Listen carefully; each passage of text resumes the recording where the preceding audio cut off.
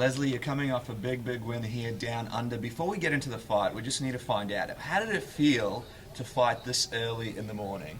It was different. It worked out really well because at home this is the same time that I spar my hard sparring with my team, El Nino Training Center, every Friday. If you're in San Francisco, come on out.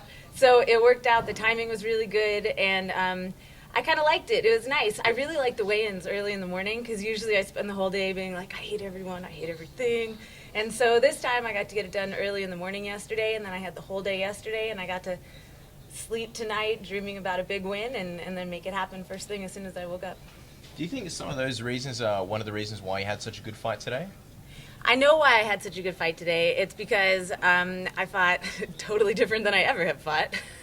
My coach, Jong Sanan, put together a totally different game plan for me. I was more controlled than I've ever been. I was a lot smarter with my aggression. I had defense as well as offense, and that's not something that I'd really done. You know, my corners, Moses Baca and Dan Marks and Jong Sanan, they all came out here and really helped me a whole lot with being in the right mindset to fight a fight, not just come out and see red and go for it. So I feel like this is like the evolution of my fighting. This is me fighting on a higher level because I'm really using the game plan, and it worked.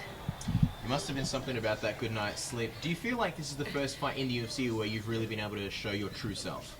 My true self is always evolving. I feel like that's part of being an artist and a martial artist. So it's always been my true self. I don't think I've ever faked who I was inside the cage, but I'm definitely growing into my own as a fighter, and I feel like I got a good chance to show that here tonight.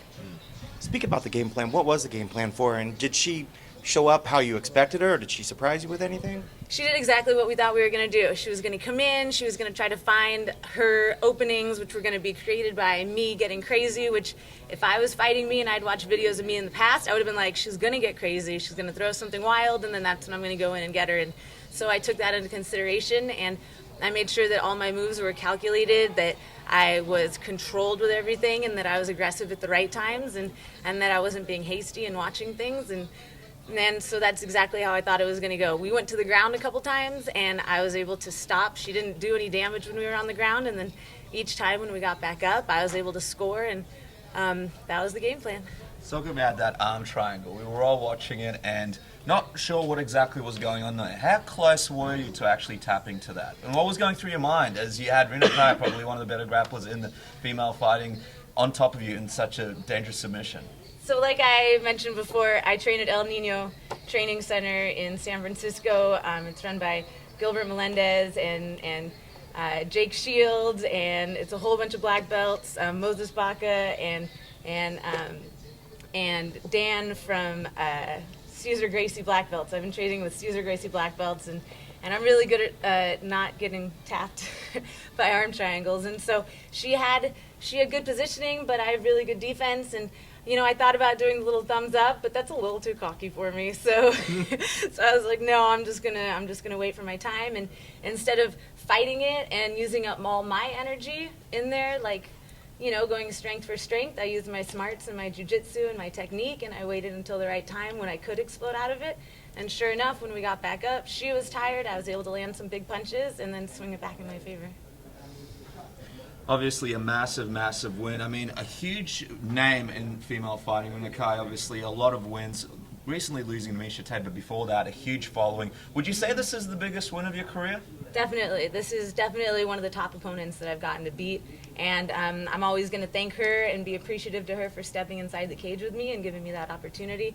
This is definitely a high point in my career, is getting to match up and then beat somebody of her caliber.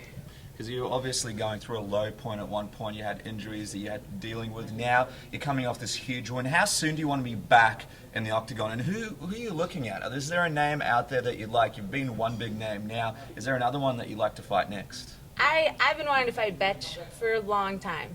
I think it would be a great fight. I think the fans and I are going to win. I understand why she wouldn't want to take it, because I don't think it'd be a win for her.